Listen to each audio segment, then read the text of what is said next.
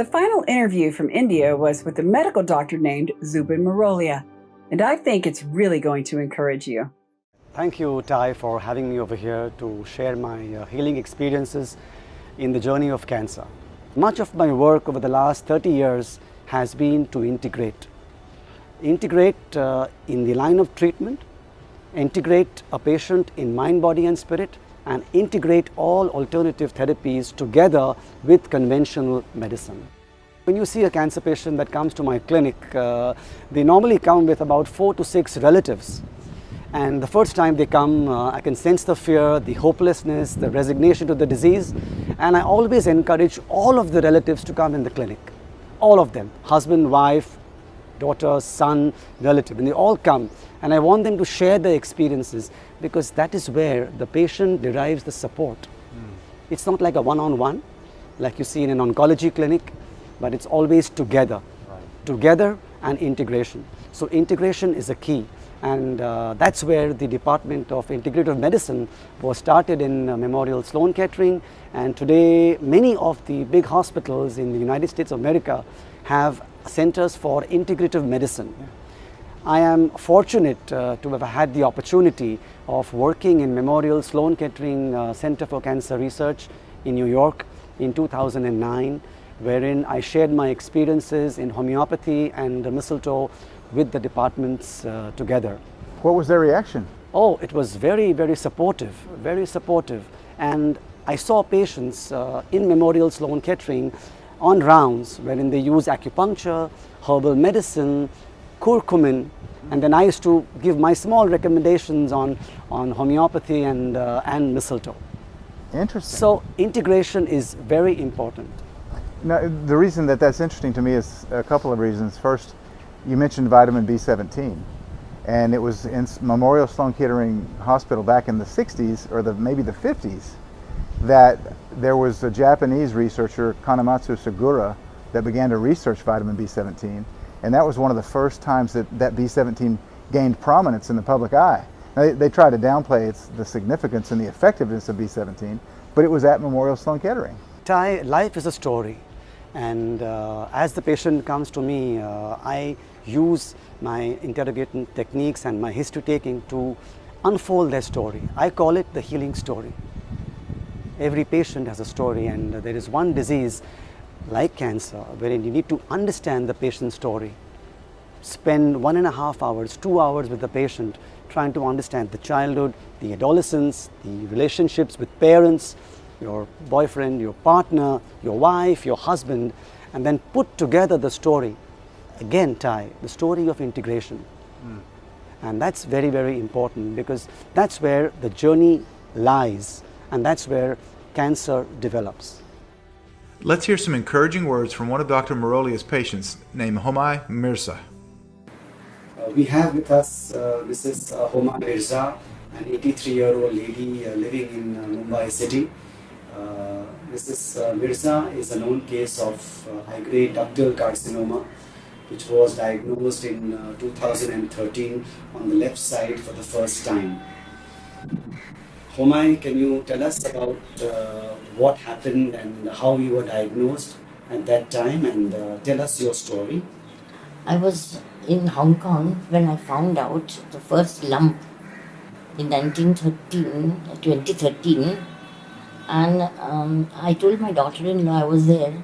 I told her first she contacted her GP, then she took me to the best of the way in Hong Kong hospitals, and she diagnosed it is there, but she wanted to run some tests. I told her, no, I don't want to stay here. I just send me to India.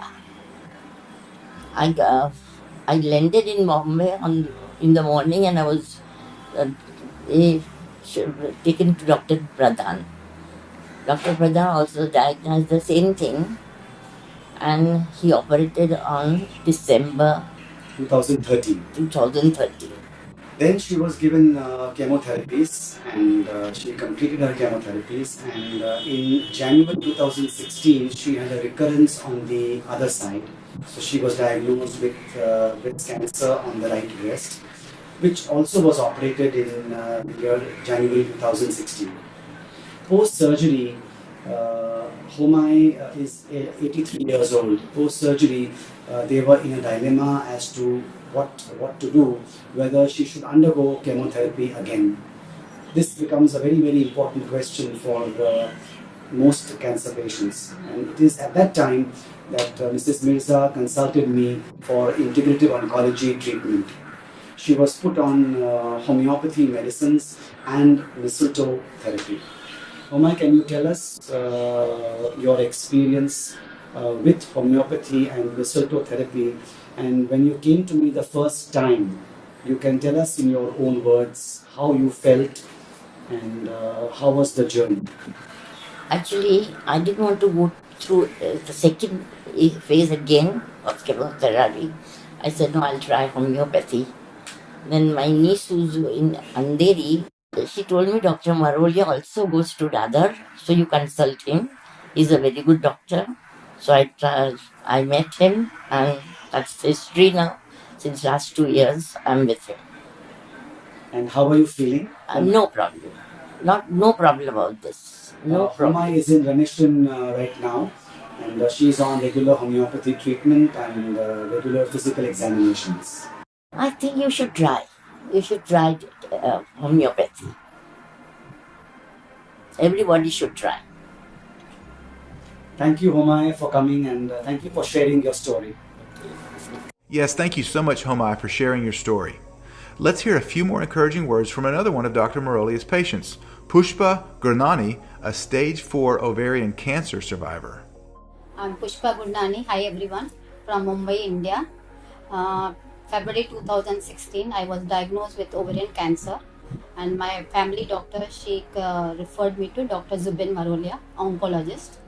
I met him, and he started Helixor injection and homeopathic medicine. And since 2016, I'm under his treatment. So Pushpa is on, as I mentioned, homeopathy treatment, and she receives mistletoe therapy in 2 forms. One is subcutaneous injections every alternate day, and also intravenous mistletoe infusions once a month, as Pushpa mentioned. So this is important that we give mistletoe in these 2 formats for better immune stimulation. And her quality of life since February 2016 hasn't been compromised at all. In fact, if you see, she has got a few of the enlarged lymph nodes over here, and if you look that side, she has a few lymph nodes over here also, and her abdomen is still a bit distended with ascites. So I'm just trying to show you, there is a distension of the abdomen with ascites. But what is most important is that there is no cachexia, there is no weight loss, her appetite is fine, her vitality is fine, her mood is fine, she feels happy, she goes to work every day. Both her daughters are singers, they sing in competitions, and they always invite me, but I always say yes, and then I don't have the time to go. But they sing also, and the quality of life has been maintained, which is most important in a stage 4 cancer patient. It's a very unique interaction that has developed between Pushpa and me. Yes. And she always comes with a pack of biscuits to my clinic, because when she comes, it is my tea time of the clinic. So we both go down and we have tea together. And thank you, Pushpa, for coming. Thanks to you also. Dr. Zubin is a very good doctor.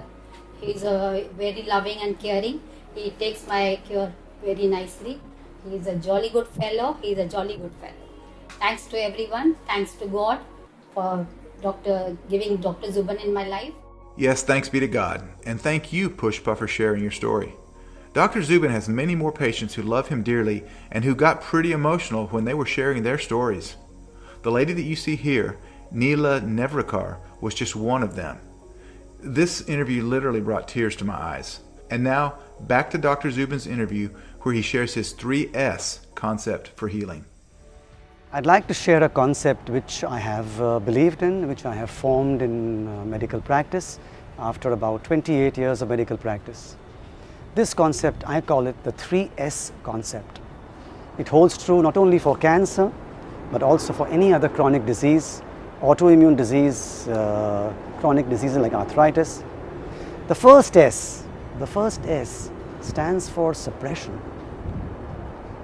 In cancer, you will always find that there is a level of suppression in a patient's life, whether in childhood, lack of love, whether in adolescence, a failed relationship, a disappointment in love, or a bad work experience, lack of promotion at work, humiliation. The first S of suppression, and many a times in a chronic ailment, especially in cancer, you will always find suppression. The second S is lack of spontaneity. When people don't become spontaneous, they are curbed down by a typical human trait of what other people will say, what society will feel, and they lose their spontaneity in life. And the third S, to be a free spirit, is so important. To feel what you want to do and to go ahead and do it. That's very, very important.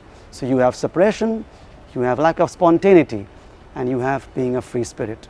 So many a times when a patient undergoes a life journey and we identify the suppression level, we identify the lack of spontaneity, and we look at the free spirit, we always tell a patient to do a simple activity. And I do it when I'm joyous, when I travel the world, and to inculcate the free spirit is like standing with your arms wide apart. To be a free spirit. So I have always used these three S's in interviewing patients with chronic ailments, mainly in cancer. It's a unique perspective, and I couldn't think of a better interview for us to round out this entire Asian quest than this, because what you've really done is you've summed up the missing pieces of the puzzle that we've seen on this trip, and that is the mind-body connection, the emotional baggage that people need to get rid of, learning someone's story, right? Until you shake hands with a patient, until you pat his shoulder, until you ruffle his hair, you are not a true physician. There is always hope. Even if there is 0.5% hope, you have to give it to the patient in mind, body, and spirit. And you've given those that are watching more than just 0.5% hope. You've given us 100% hope. Thank you very much. Thank you. Thank you, Ty, for having me over here. Real pleasure, and I must compliment you on your effort. And it's been a real pleasure knowing you also. Thank you very much.